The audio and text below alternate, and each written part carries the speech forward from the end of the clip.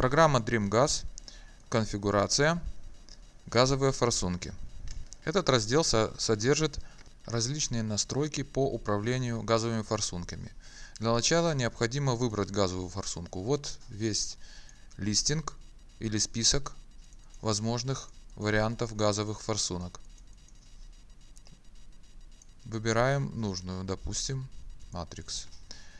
Если появляется сообщение о том, что необходимо повторить процедуру автокалибровки, то обязательно это нужно сделать.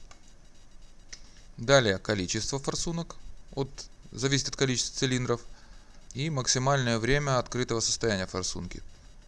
Функция PMU позволяет увеличить быстродействие форсунки примерно на 1 миллисекунду. То есть при получении форсункой команды «открыться» реально она откроется с течением какого-то времени.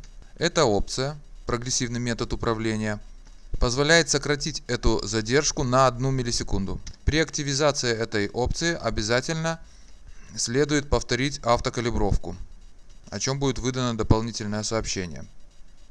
Опция переключения режима зима-лето по температуре газа позволяет более уверенно управлять форсункой в холодное время года.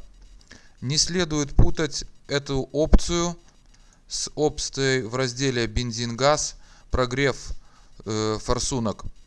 Это совершенно разные вещи. Если включена данная опция и температура газа меньше 30, то программа переходит на другой алгоритм управления газовой форсунки, более мощный, что позволяет успешно бороться с проблемой залипания форсунок или примерзания. Так как при работе этого более мощного алгоритма в зимнее время выделяется большее количество тепла, то для предотвращения перегрева форсунок в летнее время программа перейдет на стандартный алгоритм управления газовыми форсунками. Этот переход осуществляется автоматически. Далее кратковременная коррекция смеси. Эта опция позволяет улучшить динамические характеристики автомобиля на непродолжительное время.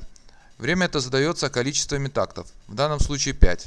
Функция эта автоматически включается и срабатывает установленный коэффициент в случае резкого ускорения автомобиля, то есть при обгоне, например. И также автоматически выключается по истечению 5 тактов двигателя. В данном случае коэффициент стоит единица, то есть коррекции смеси не будет.